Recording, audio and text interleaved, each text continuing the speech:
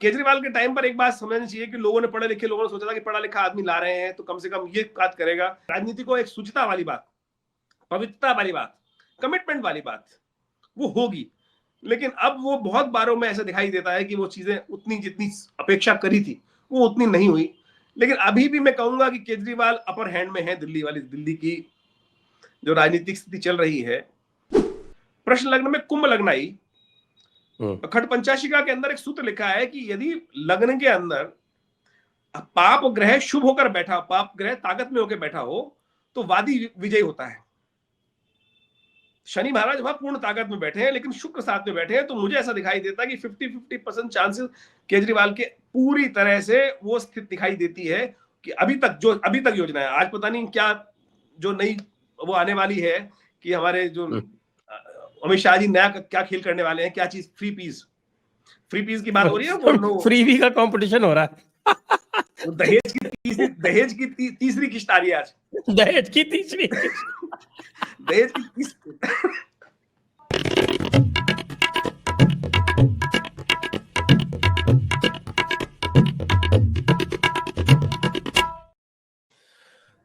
नमस्ते, आप सभी का स्वागत है आज के इस कार्यक्रम में। और आज हम बात करेंगे, कुछ तो हम दिल्ली चुनाव की बात करेंगे, केजरीवाल की बात करेंगे, राहुल गांधी की बात करेंगे, वोट बैंकों की बात करेंगे, कुछ योगी जी के दिल्ली पदार्पण की बात करेंगे, महाकुंभ की बात करेंगे। और हमारे साथ हैं आज आचार्य डॉक्टर विक्रमादित्य जी।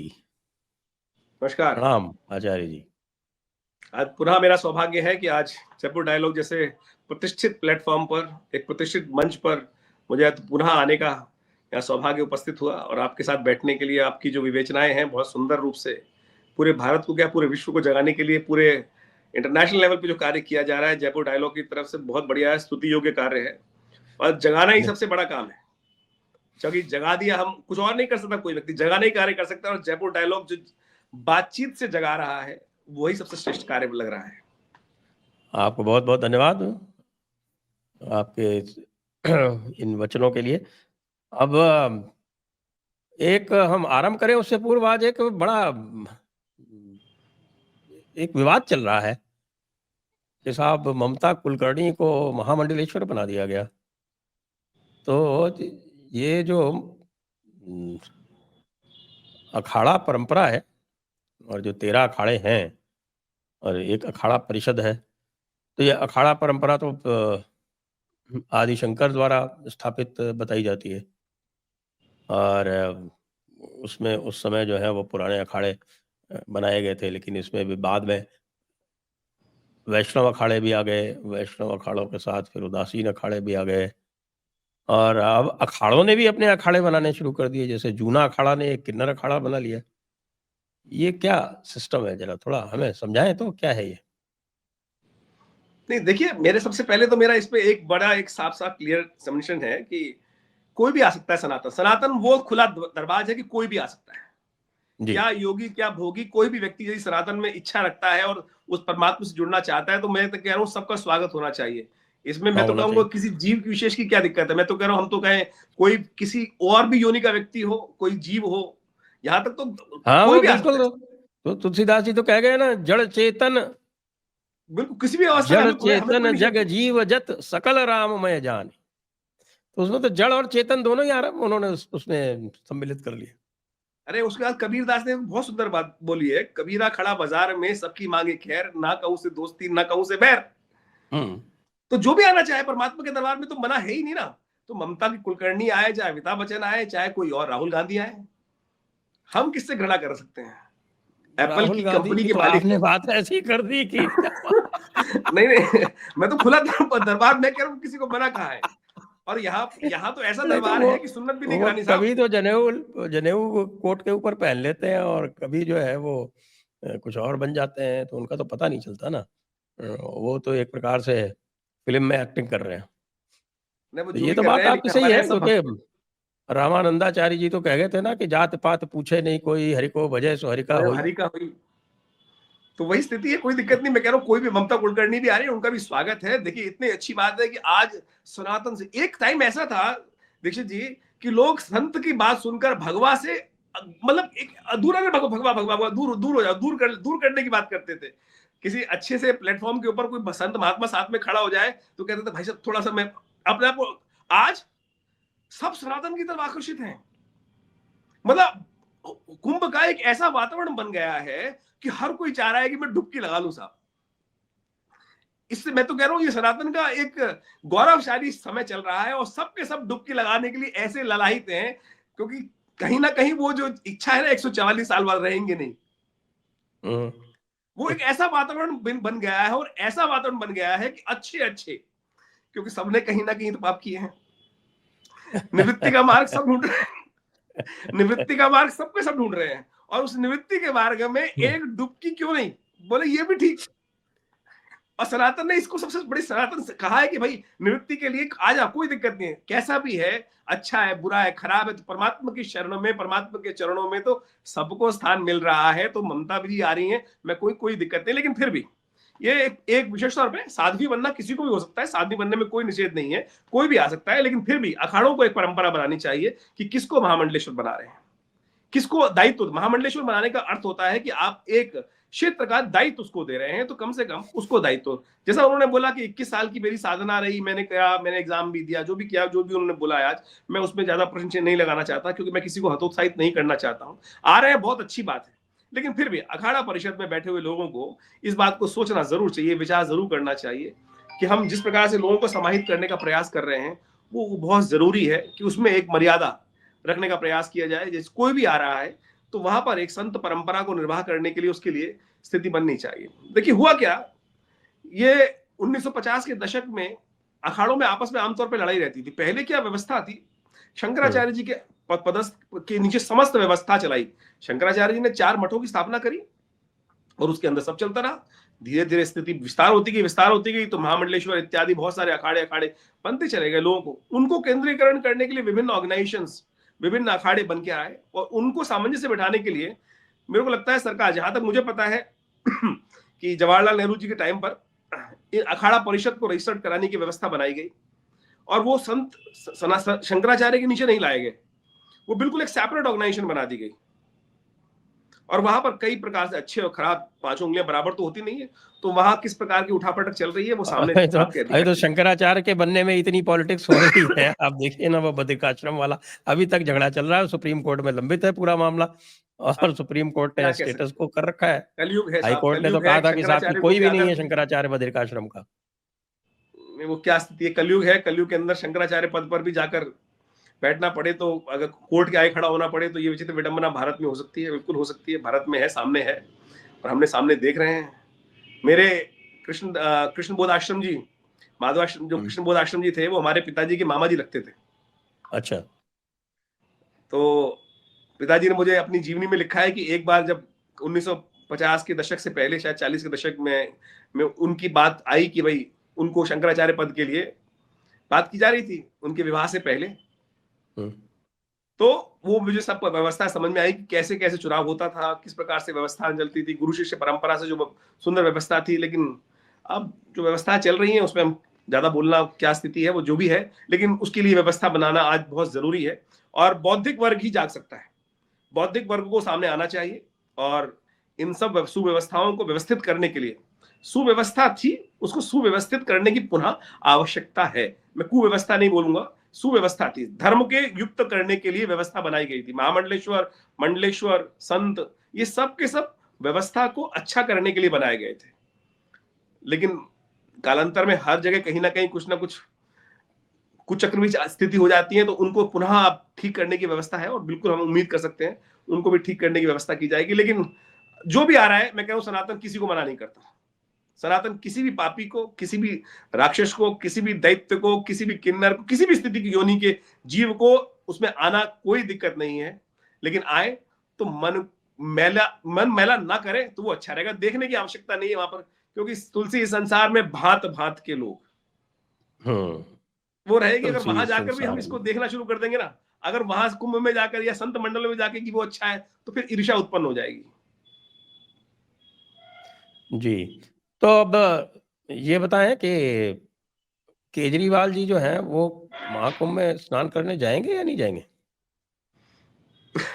अभी तो वो इलेक्शन के महाकुंभ में स्नान कर रहे हैं, दिल्ली के इलेक्शन के महाकुंभ में उनका नित्य प्रति डुबकी लग रही है। और कल जो योगी जी ने बोला है वो तो वास्तविक तौर पर यमुना जी में डुबकी ही लगा लगाने ले। से भी ऊपर की स्थिति है। योगी जी ने बोल दिया कि मैं तो अपनी पूरी कैबिनेट को डुबकी लगवाया। अब केजरीवाल जी कब जाएंगे जमुना जी में डुबकी लगाने के लिए?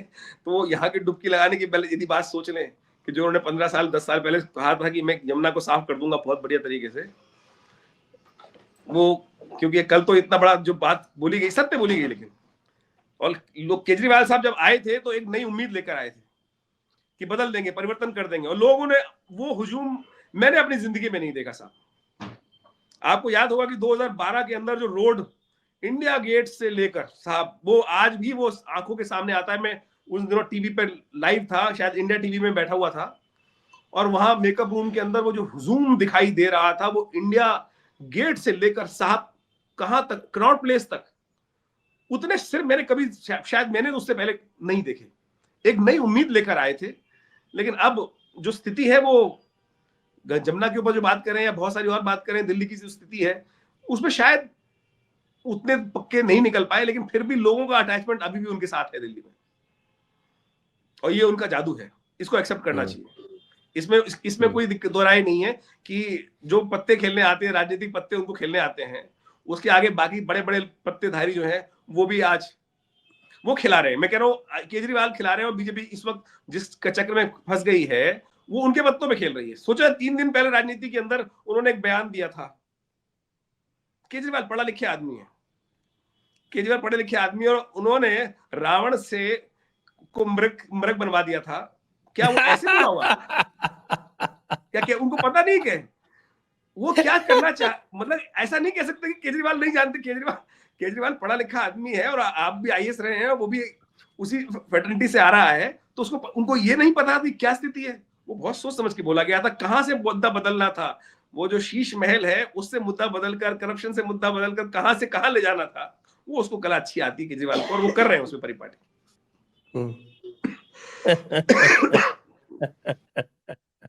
तो ये मैं तो कह रहा बात हूँ आपकी सही है। ये तो बात आपकी सही है, और उस पर जो है वो भला भी साहब, मैंने भी एक रामायण बनाई फिर केजरीवाल की। आपने पता नहीं देखी कि नहीं देखी। और देखिए वो केजरीवाल की तरफ से मैंने कहा कि भाई देखिए रामायण तो कबीरदास ने लिखी थी, तो इसमें क्या अंतर पड़ता है। और तुलसीदास जी ने लिखी ठीक है, नहीं, रामायण कबीरदास ने लिखी थी और गीता महाभारत तुलसीदास ने लिखी थी। तो ये तो केजरीवाल अब केजरीवाल के लिए मैंने ये दिया था कि ये भी बोल दो, तो आगे और कंट्रोवर्सी हो जाएगी। ठीक है, नहीं वो कुछ भी बोल सकते हैं, राजनेता कुछ भी बोल सकते हैं, इस देश के अंदर सब कुछ अलाउड है पूरे। वो 1000 खून माफ उनको होते हैं। हाँ, मुझे याद आता है एक प्रेमचंद जी की कहानी थी एक, जिसमें बाबा खड़क सिंह होते हैं, उनका एक बड़ा अच्छा घोड़ा होता है, और कोई उनको जो है वो गरीब बन के और उनका घोड़ा जो है वो उड़ा ले जाता है। तो वो जब वो उड़ा ले जाता है, वो घोड़ा उनका कब्जे कर लेता है, तो उसे कहते हैं ये बताना मत, नहीं तो आगे से किसी गरीब के ऊपर लोगों को विश्वास नहीं होगा। केजरीवाल ने यही किया है, लोगों का विश्वास जो है वो शुद्ध राजनीति में, शुचिता की राजनीति में समाप्त कर दिया। नहीं बिल्कुल, मैं बहुत ये बड़ा विचित्र स्थिति है, हमें समझनी चाहिए कि जो वादे किए, बहुत सारी बातें ऐसी थी। इस वक्त दिल्ली की स्थिति में कहूँ बड़ी विचित्र दिखाई देती है, बड़ी विचित्र स्थिति है। आप एमसीडी में कह रहे थे हमको एमसीडी ला दीजिए, एमसीडी भी ला दिया गया उनको। उसके बाद भी गंदगी कूड़े का ढेर, आप समझ सकते हैं क्या कुव्यवस्थाएं चल रही हैं। आज दिल्ली के अंदर ऐसे सेक्टर्स अभी भी हैं कि जहां पानी नहीं है साहब। साउथ दिल्ली के अंदर अगर जाएंगे तो जो टैंकर माफिया है, वो अभी भी इतनी भयावह स्थिति में वहां मची हुई है कि आप सह सकते हैं, यमुना आपके सामने है। और एक उनका और कमेंट आया, वो बड़ा विचित्र लगा कि उन्होंने जो बोला कि यमुना से कि पानी से वोट नहीं मिलते।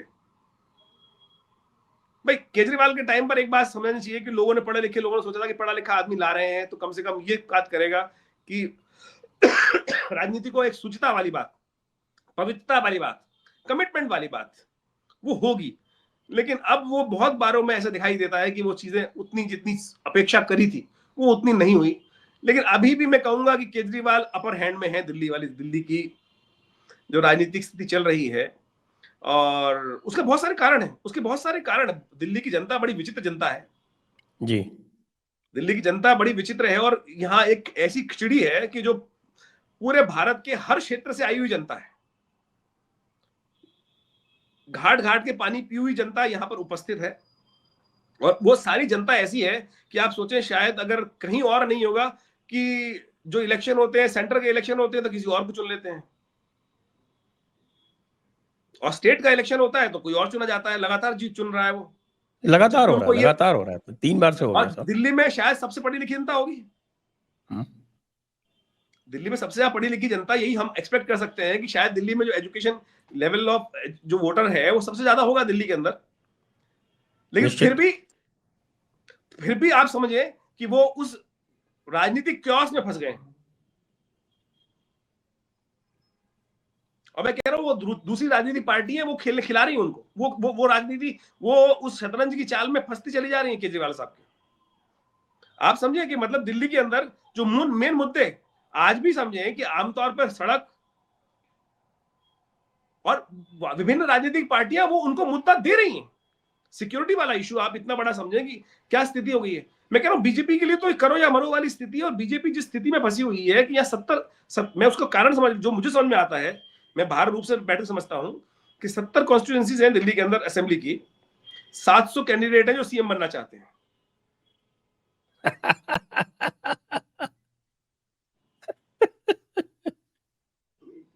ये बड़ी विचित्र स्थिति है दिल्ली की साहब। 700 आदमी है जो हर कोई एक ख्वाब देख रहा है कि मैं सीएम क्यों नहीं दिल्ली का। इसमें दीक्षित जी मैं आपको कहूंगा हमारे खून के अंदर बड़ी समस्या है वाली, भारत देश के अंदर खून के अंदर समस्या है कि हमको ना वो राजशाही की वो दास्ता की आदत पड़ चुकी है।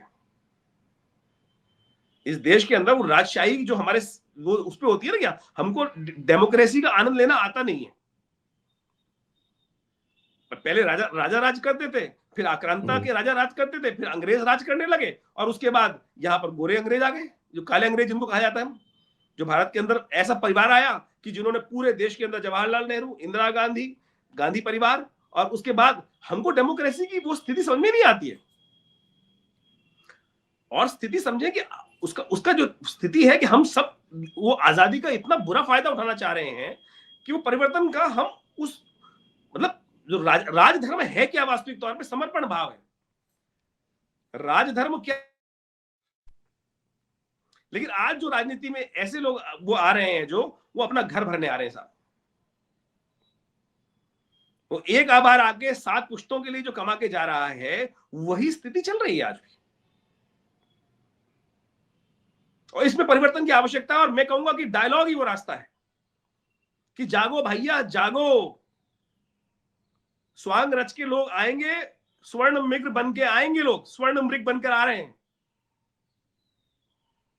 ये स्वर्ण मृग जो बनकर लोग जो आ रहे हैं ना, और वो आप उसको पकड़ने के लिए भाग रहे हैं कि वो है ही नहीं भाई, जो एग्जिस्ट नहीं करता ना, जैसी प्रजा होगी वैसे ही राजा मिलेगा। ये जो इनका जो आप कह रहे हैं कि केजरीवाल ने जो है वो इनको बना रखा है और अपने हिसाब से इलेक्शन खिला रहा है, तो जो योगी जी की एंट्री हुई है इससे कोई अंतर पड़ा है क्या? देखिए अभी तो एंट्री हुई है, अभी माहौल बन रहा है। मैं ज्योतिषी हूं साहब, आपने जब आज सुबह जब आपने मुझसे कहा कि भाई इस पे डायलॉग करना है, तो मैंने उसी वक्त प्रश्न लग्न देखा साहब। अच्छा। वो प्रश्न लग्न में, प्रश्न लग्न एक ज्योतिष एक ऐसा विज्ञान है कि जो दिखाता है कि भाई क्या प्रश्न आ रहा है, और वो सब परिवर्तनशील है। ऐसा ज्योतिष के अंदर क्या होता है, डेस्टिनी डिफाइंड नहीं होती। बहुत सारे लोग कह जाते हैं पंडित जी ने भविष्यवाणी कर दी। मैंने आज सुबह 8 बजे के आसपास जब आपने फोन आया तो 8:30-9 बजे करीब प्रश्न, तब मैंने प्रश्न लग्न देखा। उस वक्त प्रश्न लग्न में कुंभ लग्न आई। खट पंचाशिका के अंदर एक सूत्र लिखा है कि यदि लग्न के अंदर पाप ग्रह शुभ होकर बैठा, पाप ग्रह ताकत में होकर बैठा हो, तो वादी विजयी होता है। शनि महाराज वहां पूर्ण ताकत में बैठे हैं, लेकिन शुक्र साथ में बैठे हैं, तो मुझे ऐसा दिखाई देता है कि 50-50% चांसेस केजरीवाल के पूरी तरह से वो स्थिति दिखाई देती है कि अभी तक योजना है। आज पता नहीं क्या जो नई वो आने वाली है कि हमारे जो अमित शाह जी नया क्या खेल करने वाले हैं, क्या चीज, फ्री पीस की बात हो रही है। फ्री का कंपटीशन हो रहा है। दहेज की तीसरी किश्त आ रही है आज। दहेज की तीसरी दहेज की नहीं नहीं, बोलने में तो वो टैक्स है नहीं ना। मैं कहूँगा ये दहेज की पूरे वर्ल्ड में सब ये सिनेरियो हो गया, पूरे वर्ल्ड में ये स्थिति हो गई है कि मतलब हर जगह, हमारे देश में नहीं, अमेरिका में साहब मिल रहा है। मतलब अमेरिका में free free free free free, और लोग ललाहित है साहब।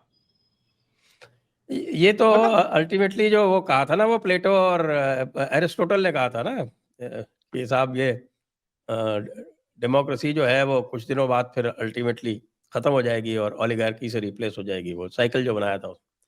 तो ये तो फ्रीबीज जो है वो ultimately they will and up killing democracy, मुझे ऐसा लगता है। नहीं, वो वही दान कर रहे हो ना, भाई दान करके अपना पुण्य प्राप्त कर रहे हो। एक राजा दान करके वो वहां पुण्य प्राप्त करता है, यहाँ राजनेता फ्री में देकर राज्य का पैसा, उनका पैसा उन्हीं।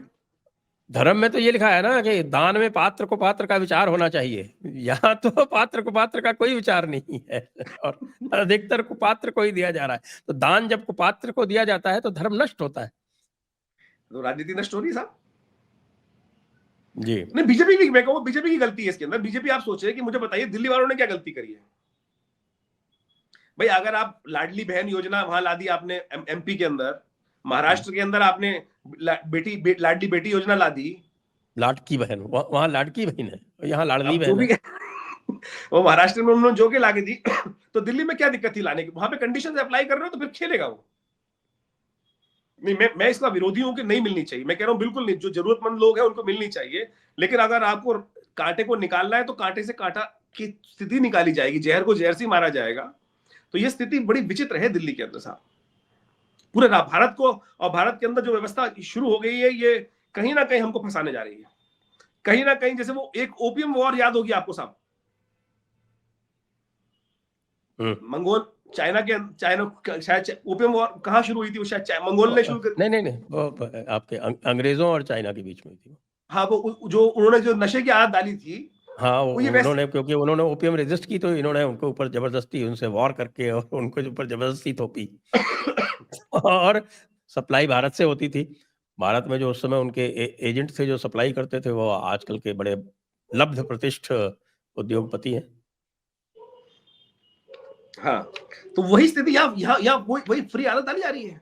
और ये कहां ले जाएगी स्थिति? जितनी ज्यादा स्थिति होगी कि कब तक कोई लिमिट बनेगी?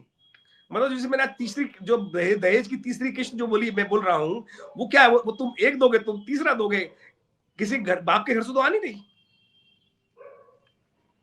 तो आपको क्या लगता है यहाँ हिंदुत्व कोई फैक्टर नहीं है? हिंदुत्व फैक्टर दिल्ली में, देखिए हिंदुत्व तो सब जगह फैक्टर है ही है। इस फैक्टर को की अहमियत तो अभी दर्ज हुई ना, मोदी साहब के आने के बाद ही तो फैक्टर दर्ज हुआ। इससे पहले तो हिंदू हाशिए पे थे, इससे पहले तो हिंदुओं को सोचना ही गलत था। हम जैसे लोग नहीं सोचते थे, हम तो कहते हैं जीना जी लो भाई साहब, पता नहीं कब तक क्या स्थिति है। लेकिन ये कांग्रेस ने जो तुष्टीकरण जो स्थिति शुरू हुई ना कांग्रेस की, ये वास्तविक तौर पर आजादी के बाद से, कांग्रेस को पहले से पता था कि इस देश के अंदर राजनीति करनी है तो तुष्टीकरण करना ही पड़ेगा। ये नेहरू ने जो जिस प्रकार से नेहरू गांधी का जो समीकरण उस तक कांग्रेस का समीकरण रहा, उन्होंने कैसे जबरदस्ती मुस्लिम लीग को यहां नाम बदलवा के लोगों को जोड़ा और अपनी एक वोट बैंक तैयार किया। और हिंदू वाला जो स्थिति है दिल्ली में, कम से कम वो स्थिति बड़ी विचित्र तौर पर है कि हम दिल्ली में हम बात करें कि हिंदुत्व की लड़ाई वाली स्थिति मुझे नहीं दिखाई देती कि बहुत बड़ा मुद्दा बनेगा। जो हिंदू वाला हिंदुत्व वोट बैंक है वो स्टैग्नेंट है, वो वहां बीजेपी की तरफ शिफ्ट है और वो नहीं कहीं जाता। तो इसलिए उसको टेकन फॉर ग्रांटेड लिया जा सकता है। हाँ, वो कोई बहुत बड़ा नहीं चलने वाला। हाँ, लेकिन बाकी दिल्ली के अंदर बात होनी चाहिए मुद्दों के ऊपर, वो बहुत जरूरी है। वो बहुत बड़ी विचित्र स्थिति है, दिल्ली में मुद्दों पे बात नहीं हो रही। और अब जो घूमते जा रहे हैं मुद्दे, करप्शन साहब, जिस सुचिता के लिए पार्टी आई थी, जिस सुचिता के लिए, क्या वो सुचिता है?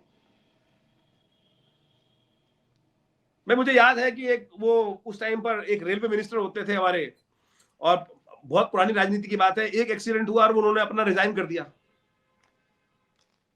शायद लाल बहादुर शास्त्री के टाइम की बात है। हाँ, लेकिन उसके कारण जो थे वो रेलवे एक्सीडेंट तो बहाना था, कारण दूसरे थे। हमको तो यही पता है, वो अंदर के खाने तो हमको तो यही पता है, आप अंदर की फाइलें आपने पढ़ी हैं। अंदर की फाइलें तो आपने जो अब लोगों ने किया है वो वास्तविक तौर पर जनता तो बेचारी वही देखती है ना जो दिखाया जाता है।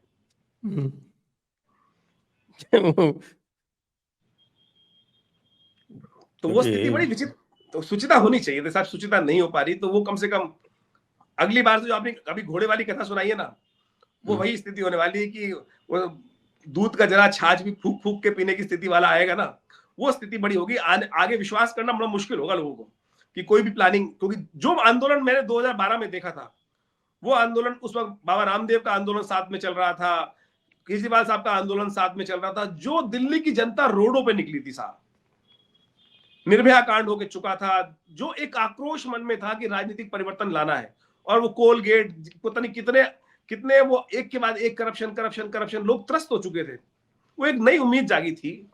वो उम्मीद जरूर एक गंदी राजनीति के कारण से धूमिल हो रही है, लेकिन वो आवश्यकता है कि इस प्रकार के लोग सही रूप से काम करने का प्रयास करें। मतलब शराब का घोटाला साहब, ये बड़ी विचित्र, मतलब आप सोचे तो घोटाला तो हुआ है।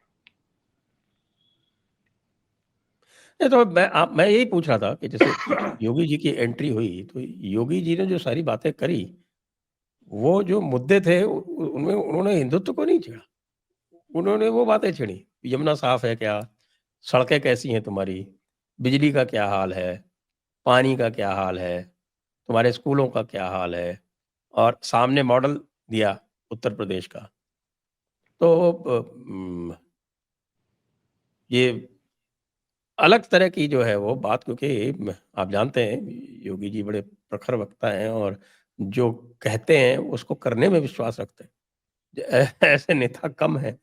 तो ये जो उन्होंने मुद्दे उठाए हैं और जिस तरह से केजरीवाल को आना पड़ा सफाई देने के लिए, और उसने सारी सफाई दी, यमुना जी वाली सफाई नहीं दी, तो बाकी इससे सब दी कुछ आपको लगता है, आपको कोई उन्होंने कोई वो सफाई भी बड़ी गजब गजब की दी है। उन्होंने कहा कि भाई अमित शाह साहब को हमसे आप ट्रेनिंग दिला दीजिए, और उसके बाद उन्होंने ये भी बोला कि भाई कि आपने शिक्षा मंत्री को हमारे यहाँ भेज दीजिए।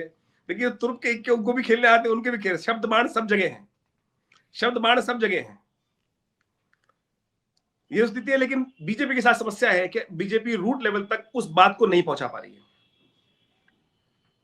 जो स्लम एरिया है, मैं जो जितना देख पा रहा हूं, आप स्लम एरिया आपके पास नहीं हो। सबसे बड़ा कारण कांग्रेस है, उसका कांग्रेस हाशिए पे चलेगी। जो एक उम्मीद कांग्रेस की जागी थी ना कि वो लड़ रहे हैं, राहुल गांधी जी ने जो उम्मीद जगाई थी बीजेपी के लिए कि मैं आ रहा हूं और मैं लड़ रहा हूं, सेपरेट में तुमको स्पेस दे रहा हूं, बीजेपी ने उनके कंधे पे गोली चलाने की कोशिश करी थी और वो कंधा धोखा दे गया है। भाई कंधा तो हमेशा खुद का यूज करना चाहिए, दूसरे का कंधा क्या पता कितना मजबूत है कितना नहीं। कंधा यूज किया गया, यहाँ जो कंधा यूज किया जा रहा है वो कंधा धोखा देके जा, जो एक जो शब्द का उच्चारण उनके लिए किया जाता था, इनको वो समझ में नहीं आई थी कि वो जो शब्द है आपके लिए, वो शब्द आपने नोमेनकल्चर किया था ना उसके लिए। भाई बीजेपी ने तो वो नोमेनकल्चर निकाल के शब्द उनके लिए दिया था, और वही ढीला ढीला कंधा धोखा दे गया साहब। वो स्थिति क्या है कि जो जी, वो स्थिति बड़ी विचित्र है दिल्ली की, क्योंकि बीजेपी ने अपना कंधा यूज नहीं किया, और उसका कारण वही है कि 700 सीएम। भाई साहब मैं बता रहा हूं, दिल्ली की जितनी कॉन्स्टिट्यूंसी देख लीजिए, वहां पर हर आदमी ने कम से कम 100 150 लोगों ने, 200 300 लोगों, मैं कहूंगा 500 लोगों ने अप्लाई किया सीएम वो इलेक्शन पद के लिए कि हमें भी इलेक्शन, हमें भी चाहिए, हमें भी चाहिए। और वो सबके सब वोट काटेंगे, सबके सब वोट काटेंगे। और दिल्ली में मार्जिन ऑफ एरर्स सबसे अहमियत रहेगी संघ की, संघ कितना कंट्रोल कर पाता है। लेकिन एक बात और समझ लीजिए, इस वक्त स्थिति ऐसी हो गई है, मैं बोलना नहीं चाहता इस बात को, कि यहां पर स्थिति ऐसी है कि जैसे कांग्रेस के अंदर स्थिति चलती थी गुटबाजी, कि एक कमरे में बैठा हुआ आदमी दूसरे कमरे की बात ना पहुंच जाए, तू वहां गया था डोडी पूजन करने, तू मेरे यहाँ क्यों आ गया, तू तो उसका आदमी है। ये जो रबर स्टैंपिंग होती थी, आज इधर वालों में भी वो रबर स्टैंपिंग हो गई है साहब। जो मैंने आपको कुछ देर पहले बात बोली थी ना कि राजा एक होना चाहिए, राजा एक होना चाहिए, यहां जो गुटबाजी करके स्थिति आ गई है कि हर आदमी, इतनी जबरदस्त लॉबिंग हो गई है, हर कमरे वाला बैठा व्यक्ति दूसरे कमरे वाले में सोच रहा है कि तू वहां गया था, ये उसका आदमी है, ये उसका आदमी है, ये उसका आदमी है। वही गंदी राजनीति, कि जिस गंदी राजनीति के लिए जो बेसिकली वहां उद्देश्य नहीं देखा जा रहा, देश उन्नति का उद्देश्य नहीं देखा जा रहा। जो टॉप में बैठा हुआ व्यक्ति सच्चरित्र को लेकर उपस्थित है, बाकी लोग राजनीतिक केवल पानी पीने आ रहे हैं, केवल बहती हुई गंगा में हाथ धोने आ रहे हैं, बहते हुए पानी में हाथ धोने आ रहे हैं, अपना लाभ लेने के लिए आ रहे हैं। वो कर्मठता हमको बेसिकली आज इस देश में जयपुर डायलॉग के माध्यम से, मैं इस प्लेटफॉर्म के माध्यम से बोलना चाहूंगा कि जैसे एक व्यवस्था थी कि सन्यास राजनीति में वो आए जो सन्यासी है, देश सेवा के लिए वो आए कि जो अपने परिवार से संबंध नहीं रखता, और अपने परिवार, तभी वो करप्शन हटने का रास्ता बन सकता है। नहीं तो वो बेसिकली राम राज्य की जो परिकल्पना की गई, लोग गांधी को गाली देते हैं साहब, इस देश के अंदर बड़ी विचित्र विडंबना है कि हर कोई गांधी को गाली देता है, लेकिन गांधी ने अपने बच्चों को कुछ नहीं दिया।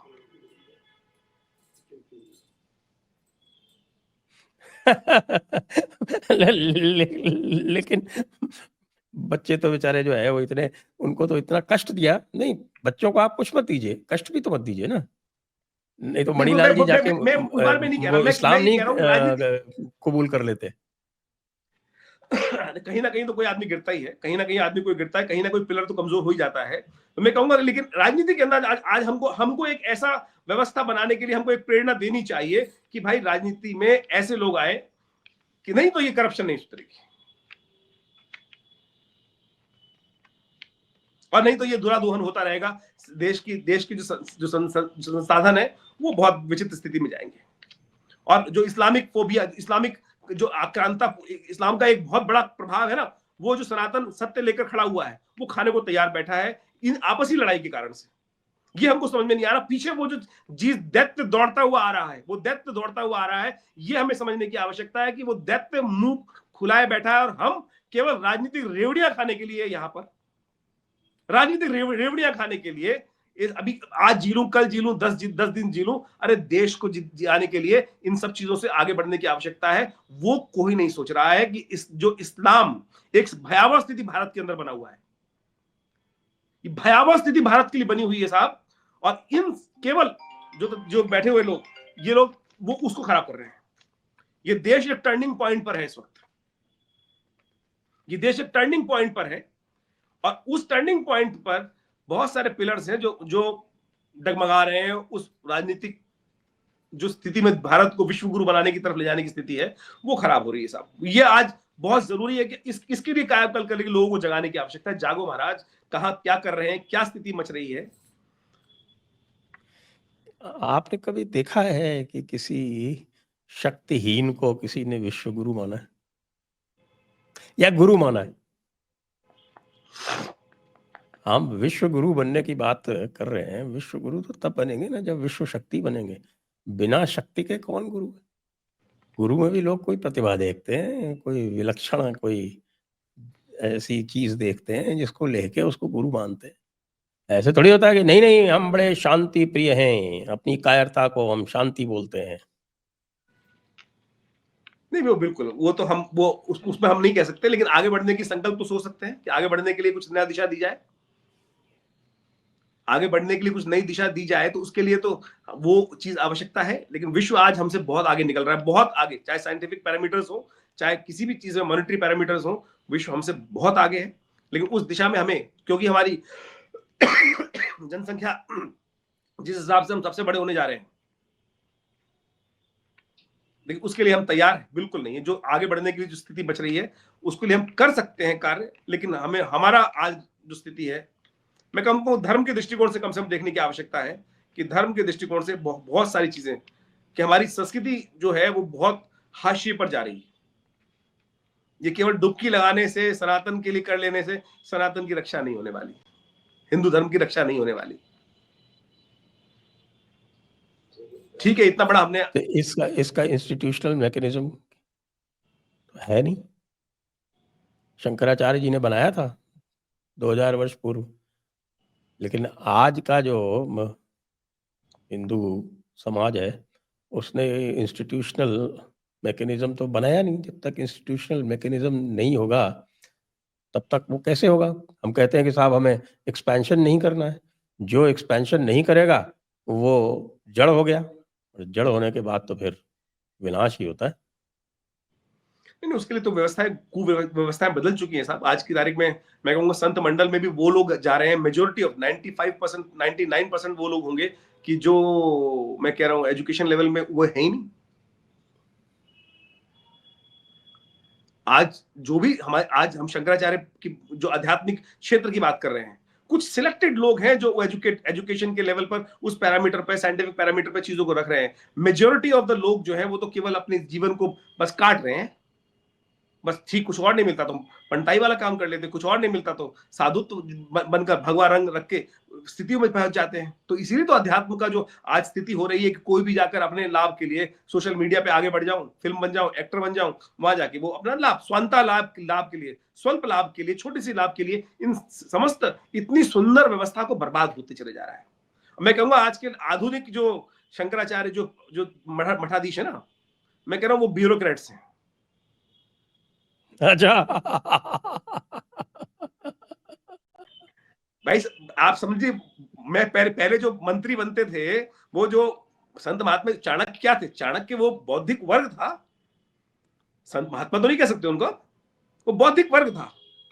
तो आज का जो बौद्धिक वर्ग है वो आपकी फेटर्निटी साहब।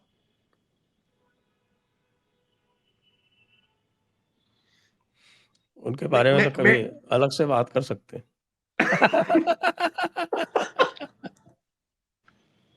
जिसको आप बौद्धिक वर्ग कहते हैं ना, वो 30 वर्ष की सेवा के बाद में भी उसका जो बौद्धिक स्तर है या उसका जो अनुभव का स्तर है या उसके जो ज्ञान का स्तर है, वो 30 वर्ष पुराना ही रहता है। एक एग्जाम के और एक आपकी आईक्यू आपकी 25 साल में कितनी थी, उस पे आपने किसी को डाल दिया और ये आप एक्सपेक्ट करते हैं कि उसकी आईक्यू 30 साल बाद भी वैसी ही रहेगी,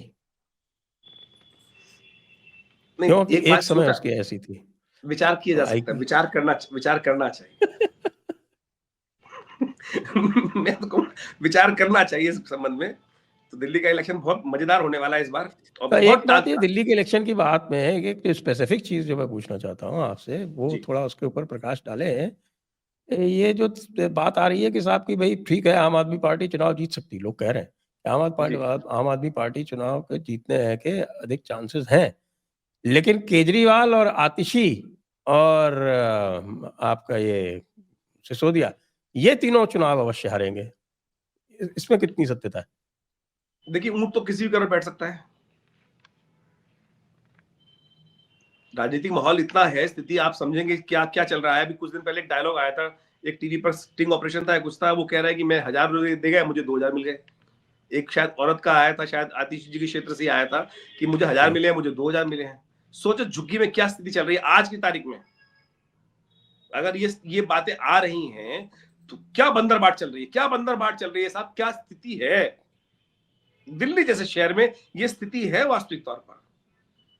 और मैं उसके लिए एक साफ कहूंगा कि डेमोक्रेसी को हमें रीडिफाइन करने की जरूरत है। डेमोक्रेसी में वोट पावर की, एक पांचवी पहली जमात फेल आदमी की भी वोट की उतनी औकात है और एक हाईली क्वालिफाइड आदमी की वोट की भी उतनी औकात है। तब तो फिर केजरीवाल ऑटोमेटिक चॉइस होना चाहिए आईआईटी ने। नहीं, आप सोचो कि स्थिति क्या है देश की। मैं क्या करूं, उसकी व्यवस्था बनानी चाहिए ना कुछ ना कुछ। नहीं नहीं नहीं, आप बताओ ना, अगर ये आप क्राइटेरिया ले लोगे तो फिर तो केजरीवाल को प्रधानमंत्री होना चाहिए ना। स्वीकार कर लेंगे आप उसे?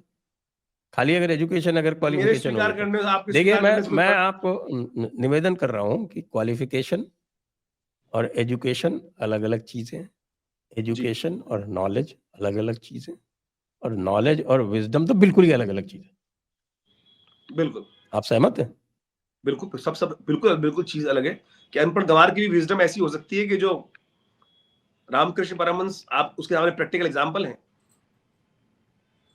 वो जो उनका ज्ञान था, अंतर ज्ञान था, वो विवेकानंद से कई आगे था। हाईली क्वालिफाइड विवेकानंद थे। तो वो अंतर ज्ञान जो है, वो विजडम जो है, वो तो उसी से आने वाली है।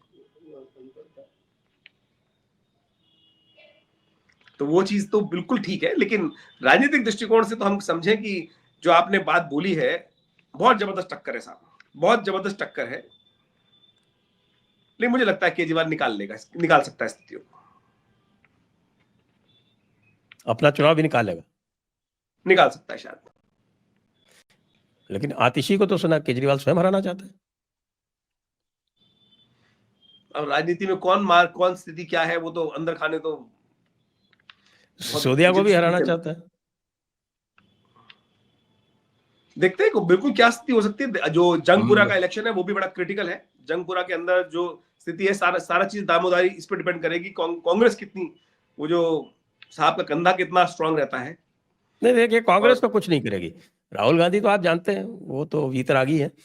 उन्होंने बताया भी है ना अपने आप को, तो वो तो निष्प्रह हो चुके हैं पूरी तरह से, और तपस्या करते हैं। आप जानते हैं उनकी तपस्या कैसी होती। उन्होंने तो तपस्या की डेफिनेशन दे दी है, नई डेफिनेशन दी है तपस्या की, पता नहीं आप उससे सहमत हैं या नहीं है। अब तो उनकी राहुल तो गांधी की बात, बात छोड़िए, लेकिन कुछ कांग्रेस के कैंडिडेट जो इंडिविजुअल हैं वो जी जरूर लड़ रहे हैं। ऐसी सूचना है कि इंडिविजुअल कैंडिडेट्स जो हैं, जैसे संदीप दीक्षित लड़ रहे हैं, और बिल्कुल संदीप लड़ रहे हैं। दीक्षित अगर 5,000 वोट भी ले गए तो केजरीवाल की समस्या आ जाएगी। जीतने वाले तो नहीं है संदीप दीक्षित। ना ना, वो अपने आप को वैसे वैसे तो कह तो वो यही रहे हैं कि मैं हम पहले नंबर पे हैं, दूसरे तीसरे नंबर की लड़ाई बीजेपी और आप लड़ रही है। उनका डायलॉग तो यही रहता है वैसे हमेशा। लेकिन आप ये मान के चलें कि कांग्रेस पे जो जो जो कांग्रेस का वोट बैंक था, वो जो शिफ्ट हुआ था आपकी तरफ, वो वापस कांग्रेस को नहीं मिलने वाला। वो नहीं मिल रहा। कांग्रेस ने खेल खेला है वो केवल अपने राजनीतिक जो कैंडिडेट्स हैं उनकी महत्वाकांक्षा को लड़ने के लिए, भैया तुम लड़ना चाहो तुम लड़ लो। वो केवल पार्टी को एक दिखाने के लिए, हम एग्जिस्टेंस पार्टी है, उसको दिखाने के लिए खेल किया जा रहा है, लेकिन वो लड़ नहीं रही। और बीजेपी के डायरेक्ट फाइट जो हो रही है, वहां बीजेपी, आप ये मान के चले कि जो स्थिति है वो डायरेक्ट फाइट जो है। लेकिन राजनीति के उठापटक कोई भी स्थिति कभी भी हो सकती है, लेकिन आज की स्थिति जो दिखाई दे रही है वो केजरीवाल का अपर हैंड मुझे दिखाई देता है दिल्ली में बैठकर। और उसका कारण जी, मैंने आपके समक्ष रखने का प्रयास किया है कि जो सबसे बड़ा कारण है कि इंटरनल आघात जो है। 700 सीएम के कैंडिडेट। सारे के सारे सीएम कैंडिडेट, मैं कह रहा हूं और तो और जो भी वहां पर हल्का सा हाशिए वो आ जाता है कि उसको रात को सपने ये आते कि जब ये बन सकता है तो मैं क्यों नहीं। केजरीवाल तो कह रहे थे परवेश वर्मा बन रहे, फिर कहने लगे रमेश भिदोड़ी बन रहे। कौन बन रहा है? अब केजरीवाल को चुटकी लेने में मजा आता ही है, वो भी चुटकी ले रहे हैं। राजनीतिक चुटकियों का खेल हो गया आजकल। राजनीतिक क्षेत्र में जो चुटकियां लेने की स्थिति बनती है, देखिए आप क्यों क्यों नहीं आप कैंडिडेट डिक्लेयर करना। बीजेपी की सबसे बड़ी समस्या ये है कि बीजेपी कैंडिडेट डिक्लेयर नहीं करना चाह रही ना, क्योंकि बीजेपी को पता है कि अंतराघात होकर अभी पार्टी फट जाएगी, अभी पार्टी फट जाएगी, अभी स्थिति ऐसी हो जाएगी। सीधी सी तरह से क्यों नहीं डिक्लेयर कर रहे हैं? भाई डिक्लेयर इसलिए नहीं कर रहे हैं ना, अगर डिक्लेयर होता तो पहले कर देते हैं डिक्लेयर। नहीं तो उससे वही नहीं हम, डिक्लेयर करने से आपने 700 लोगों की महत्वाकांक्षा बढ़ा दी। नहीं अभी तो उनको महत्वाकांक्षा बढ़ के कर दिया ना कि तुमको बनाएंगे, तुमको बनाएंगे। उनको भी प्यार की थप्पी मिल रही है, उनको भी मीठी थप्पी मिल रही है। अब किस्मत में लोग दाव लगाए बैठे हैं कि किसकी तरफ वो साहब की नजर इनायत होंगी। जिसकी तरफ इनायत होगी नजरें उनकी, तो उसको बेचारे को वही ये सोचता है, क्योंकि साहब की एक ऐसी स्थिति रही है कि साहब उनको चुन के लाते हैं कि जो कभी कभी किसी डायलॉग में नहीं रहे, जो जो कभी किसी लेकिन डायलॉग में नहीं आते। लेकिन ये मामला तो उल्टा पड़ गया था लोकसभा चुनाव में। तो जो स्थिति है, तो वो मुझे बड़ी विचित्र स्थिति दिखाई देती है भारत की। दिल्ली की तो खाली ये है स्थिति कि मान के चले कि जो इलेक्शन का दौर है वो ऐसा चल रहा है कि वो बीजेपी इस वक्त झुग्गी झोपड़ी, सबसे बड़ा कारण है कि झुग्गी झोपड़ी पे नहीं फोकस कर पा रहे हैं। जो स्लम एरिया है वो अभी भी विश्वास कर रहा है केजरीवाल के ऊपर। और मोदी की गारंटी जो बेसिकली हर जगह मुद्दा चला, वो दिल्ली में झुग्गी झोपड़ी तक, लोअर लेवल तक नहीं पहुंच पा रही है। लोकसभा में कैसे पहुंच जाती है? लोकसभा के अंदर जो स्टेट्स, जो जो जो इलाका है, वो कैडर बड़ा बड़ा कैडर हो जाता है। वोट परसेंटेज में कितना फर्क है? आप अगर वोट परसेंटेज देंगे तो 3% का फर्क है बीजेपी के वोट में और केजरीवाल के वोट में। 3% का फर्क है खाली खाली। और जो वोट, जो एरिया वाइज, जो कॉन्स्टिट्यूंसी वाइज है, कोई बहुत ज्यादा फर्क, 3% का वोट का फर्क तो खाली है। 3% का डिफरेंस आ रहा है खाली खाली।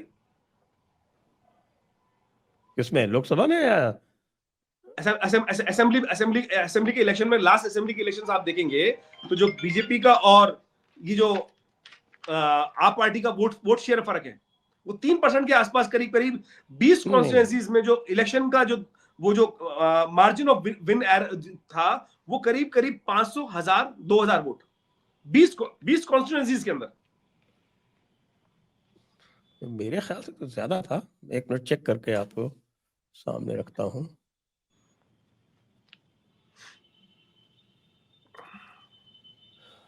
To 2020 Delhi legislative assembly election, तो इसमें आपका जो रिजल्ट था, रिजल्ट बाय पार्टी 15% का अंतर था साहब। मैं 20 कॉन्स्टिट्यूएंसी की बात कर रहा हूं। 20 कॉन्स्टिट्यूएंसी में जो था 3% के 4% के आसपास मार्जिन का फर्क था। जो मेन जो बिल्कुल हाशिए पे चलेगी बीजेपी। अभी भी ऐसी स्टेशंस हैं कि जो करीब करीब 34 के करीब ऐसी कॉन्स्टिट्यूएंसीज हैं जहां केजरीवाल साहब बिना फाइट के जीतने के ऊपर आ रहे हैं। 2020 इलेक्शन में 53.97 या 54% वोट मिला था आम आदमी पार्टी को, और बीजेपी को 39। बीजेपी प्लस, क्योंकि बीजेपी ने और भी अकाली दल उन दिनों साथ था। इनके साथ में नहीं, जेडीयू और लोक जनशक्ति पार्टी, ये पिछली बार भी थे, तो उनका जो था वो वोट मिला के टोटल 39.77। तो ये है आपके 14% से 53.57, 39.77। तो ये लगभग 14% का फर्क था पिछली बार। तो ये तो था असेंबली इलेक्शन में, तो 14% वोट बहुत होता है। अभी तो 8 सीटें आई केवल। तो जो भी स्थिति है इस वक्त मुझे ऐसा लगता है कि अभी भी अपर हैंड पे है और ये बीजेपी के लिए करो या मरो वाली स्थिति है। तो यदि आपसे कोई सलाह पूछे तो क्या सलाह देंगे? एक हो जाओ भाई। अच्छा, एक हो जाओ, समर्पण कर दो, राजनीतिक महत्वाकांक्षा छोड़ दो, कैंडिडेट को जिताओ। हाँ, कैंडिडेट को जिताओ। यहाँ पे तो स्थिति ऐसी है कि कैंडिडेट के लिए वहां पे अभी पार्षद के इलेक्शन हुए, यहाँ पर ऐसी स्थिति थी कि उसको ले आया वो कान पकड़ के। इसमें संघ का बहुत इंपॉर्टेंट प्रभाव है कि संघ को इस वक्त कान पकड़ने चाहिए लोगों के। हाँ, लेकिन संघ की तो जरूरत नहीं थी ना कुछ दिनों पहले तक। बिल्कुल, वो बयान आपको याद है कि भाई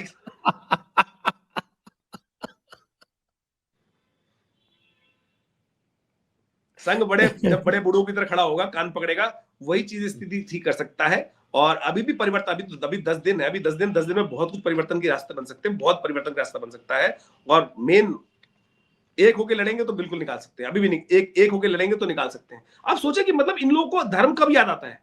मतलब मैं कहूंगा राजनीतिक माहौल देखिए कि ये बड़ा विचारणीय विषय है कि आज राहुल गांधी नहीं केवल जनेऊ पहन के घूम रहे थे।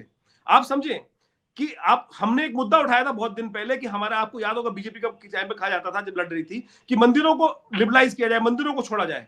कितने मंदिर अभी आजाद हुए सरकारी वर्चस्व से? एक भी नहीं। एक भी नहीं हुआ ना। तो किसने काम किया? उत्तराखंड में तो सारे वापस सरकारी कब्जे में लिए जा रहे थे, वहां अल्लाह गुल्ला किया लोगों ने, तो फिर बचे। तो नहीं, मंदिर कहां सरकारी तंत्र से बाहर आए कि मैंने जो नेहरू ने बनाया था टेंपल एंडोमेंट टैक्स, जो ट्रस्ट था, वही आज की तारीख में वर्चस्व हो रहा है और रहे से मंदिर। भारतीय जनता पार्टी कम लेफ्टिस्ट है क्या? अब वो तो है ही ना स्थिति साहब कि वो चाहे राजा ऐसे हो चाहे वैसे हो, राजा तो वैसे ही रहने वाले हैं। इसलिए तुलसी बाबा ने लेकर कोई हो हमारी कहानी, या तो वो उदासीन परंपरा, चेरी छाणी नकी हुई हूं रानी, कोई न होए हमें कहानी। तो या तो वो स्थिति मान के चल रहे, सारे एक जैसे हैं, सारे एक जैसे हैं। तो आइए, तो आपका निष्कर्ष ये है कि समाप्त करें अगर इसको, कि साहब की केजरीवाल का अभी भी एडवांटेज है, और केजरीवाल के एडवांटेज के कारण यदि भारतीय जनता पार्टी एक होके अगले 10 दिनों में लड़ती है तभी कुछ लाभ हो सकता है, और तभी योगी जी को बुलाने का लाभ हो सकता है, वरना केजरीवाल फिर निकाले जाएगा। बिल्कुल तो इसी समरी के साथ में आपके इस आज के कार्यक्रम का हम समापन करेंगे। सभी दर्शकों को बहुत बहुत धन्यवाद। आचार्य जी आपको भी बहुत बहुत धन्यवाद। जय हिंद, जय भारत, वंदे मातरम।